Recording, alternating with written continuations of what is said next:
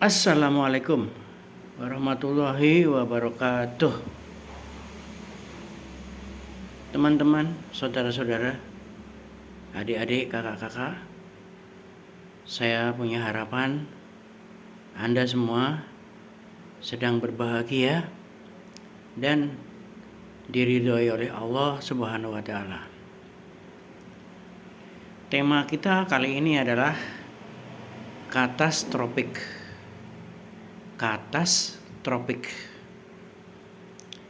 Katastropik itu sebenarnya merupakan istilah teknis di bidang alam, gempa bumi, kebakaran, banjir, tsunami, dan yang terakhir kita alami yang sangat dahsyat itu adalah COVID. Jadi katastropik itu peristiwa yang menyebabkan kerugian yang sangat besar, luar biasa besar. Itu dampaknya, namanya itu peristiwa katastropik, bersifat katastropik. Bisa juga itu di dalam penyakit, ilmu kedokteran. Jadi kanker, jantung, stroke, leukemia, gagal ginjal, itu memerlukan perawatan yang lama sekali dan sangat mahal, biayanya mahal. Bahkan bisa merenggut korban jiwa. Nah, itu awalnya. Katastropik itu dikaitkan dengan alam, bencana alam, dan penyakit yang luar biasa hebat. Akibatnya itu sangat mahal, perawatannya lama, dan kemungkinan sembuhnya juga sedikit, bisa mengancam korban jiwa. Nah, lambat laun katastropik ini diadopsi dalam psikologi. Saya mau cerita. Di sebuah lembaga, organisasi, perusahaan, itu ada kejadian fraud. Kejadian fraud itu kalau bahasa gampangnya itu maling. Fraud itu maling, korupsi. Setelah ditangkap, itu pelaku, kemudian kita ke rumahnya dan kita udah selesai prosesnya, semua kerugian ditotal, kemudian harta yang dimiliki berapa oleh si pelaku, kemudian di crosskan. Jadi semua kerugian perusahaan wajib dikembalikan menggunakan harta pribadi. Kami kemudian ke rumah tersangka dan kami eksekusi rumah tersebut untuk dijual. Selesai kunjungan tim penanganan fraud dari kantor, ketua tim minta waktu sebentar dan seluruh anggota tim naik ke mobil dan ketua tim bicara dari hati ke hati dengan pelaku. Ternyata dari penyelidikan yang ada, itu terjadi karena ada kejadian si pelaku itu, sebut aja Mbak Mawar gitu ya. Mbak Mawar itu orang tuanya sakit, ayahnya sakit, dan sakitnya itu begitu parahnya sehingga malam-malam keluarga Mbak Mawar beserta suaminya melihat tetangga dekat rumah itu ada yang punya mobil, teman-teman, punya mobil baru.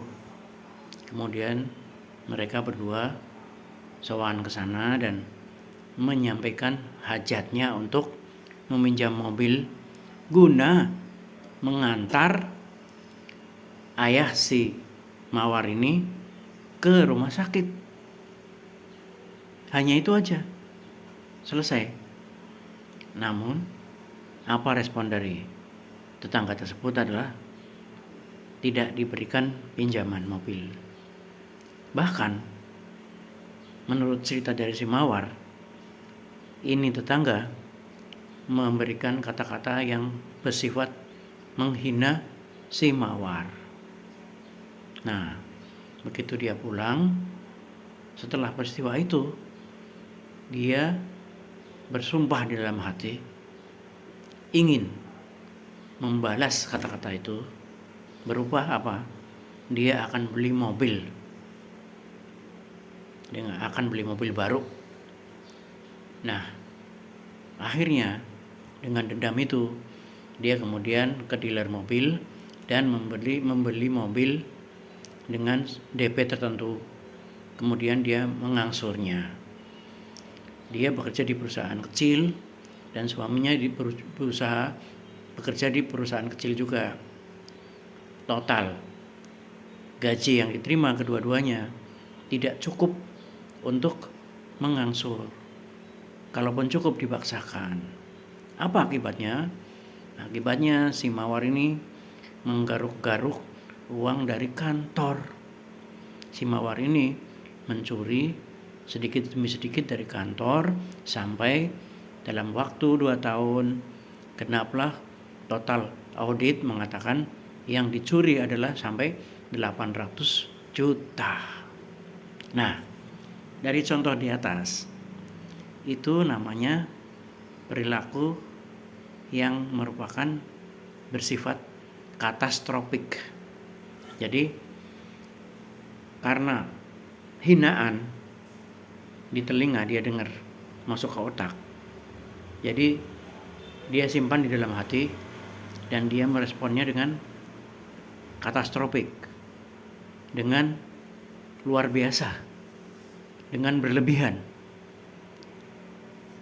sedangkan kemampuannya dia tidak ukur, sehingga endingnya adalah ditangkap oleh tim audit, dikeluarkan dari kantor, bahkan rumah orang tuanya itu disita untuk menutup kerugian tersebut. Itu masih belum cukup, teman-teman. Nah, ini yang saya maksud peristiwa katastrofik.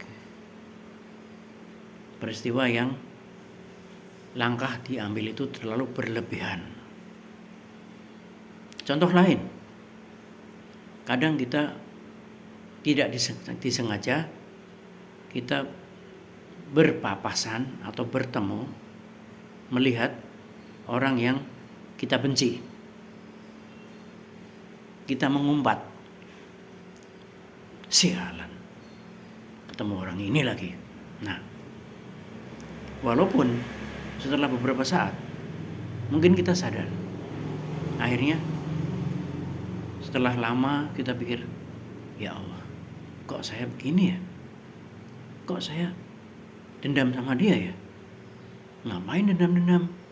Akhirnya kita kirim Al-Fatihah kepada yang bersangkutan. Ya sudahlah, ngapain benci-benci? Nah, ini katastrofik. Di awalnya kita pasti kaget dulu, benci dulu, walaupun akhirnya kita tersadar. Anak pagi-pagi sedang sarapan dengan sang ayah. Ibunya ada, adiknya juga ada. Nah, tanpa disengaja si anak ini menyenggol cangkir berisi kopi milik bapaknya. Akhirnya tumpahlah cangkir itu dan celana dan baju si ayah terkena kopi itu. Serta-merta dengan katastrofik ini, sang ayah marah-marah semarah-marahnya. Walaupun akhirnya si anak ini diantar ke kantor, ke sekolahan, dan si bapak ini ke kantor, Namun akibatnya si anak ini jadi nggak bisa belajar di sekolahan gara-gara kemarahan sang ayah ini. Seandainya skenario ini kita rubah, si ayah itu tidak marah mengungkapkan emosinya, agak menarik napas dulu, kemudian dia bersabar sedikit, bisa aja dia bilang udah nggak apa-apa anakku. Efeknya akan beda. Jadi efek yang pertama, yang spontan, itu merupakan reaksi yang katastrofik. Ya. Kemudian bisa juga kita lihat ya cerita-cerita seorang cowok yang ya kita sering dengar itu, cinta ditolak, dukun bertindak. Ya. Itu juga reaksi yang berlebihan, katastrofik.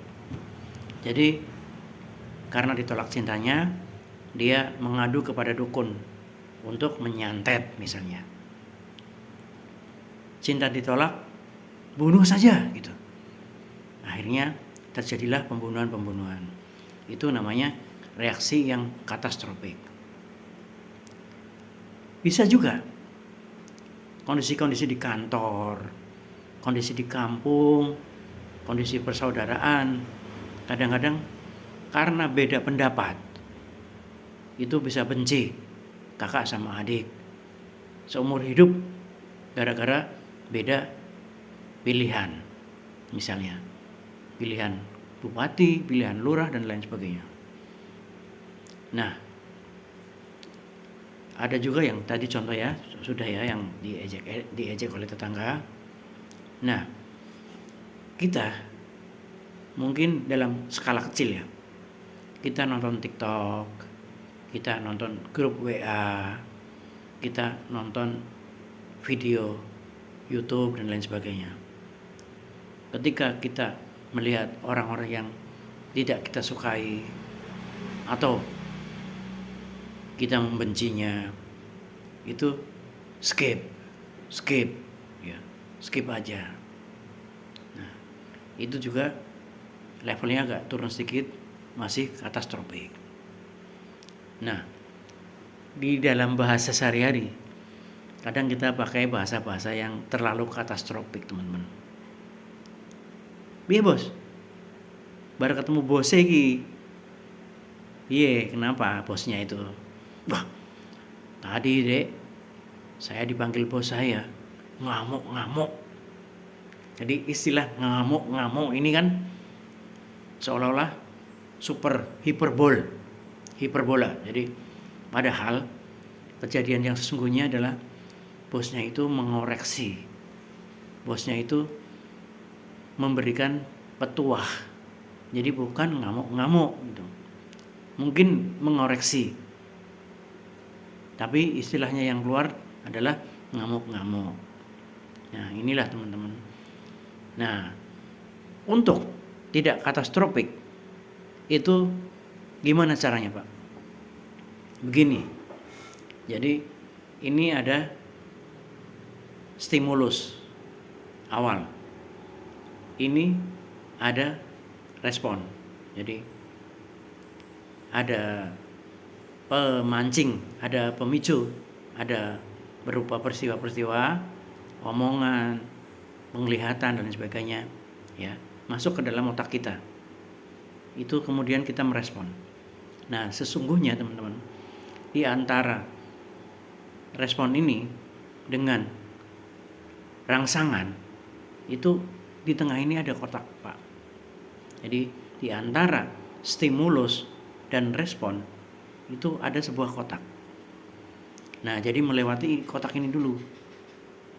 Nah, kotak ini sebenarnya digunakan untuk mempertimbangkan reaksi apa yang seharusnya kita berikan terhadap aksi tadi, aksi yang muncul dari lingkungan. Kita dihina, lalu kita mikir dulu, mempertimbangkan apakah akan merespon balik, membalas hinaan itu, ataukah kita kembalikan ke Al-Quran dan hadis, kita biarkan saja diam. Kita tidak dihargai. Apakah kita mau membalas untuk tidak menghargai, meluapkan emosi kita, ataukah kita kembalikan ke norma-norma etika, kembalikan ke agama? Nah, disinilah kotak ini peran kita untuk mempertimbangkan. Nah, apa yang jadi pertimbangan adalah agama, etika moral, prinsip-prinsip yang benar, dan budaya. Jadi, mosok pantas misalnya seorang guru marah-marah di depan kelas, itu harus dipertimbangkan, menjadi pertimbangan. Begitu teman-teman. Jadi katastrofik atau langkah yang berlebihan itu mohon direm, dipertimbangkan dengan kotak yang di tengah ini tadi. Jadi ada peredam, ada waktu 1 menit 2 menit di mana kita berpikir untuk merespon balik sesuai dengan kesadaran kita dalam beragama, kesadaran kita dalam berpendidikan, dan kesadaran kita dalam bermoral. Terima kasih. Assalamualaikum. Selamat pagi.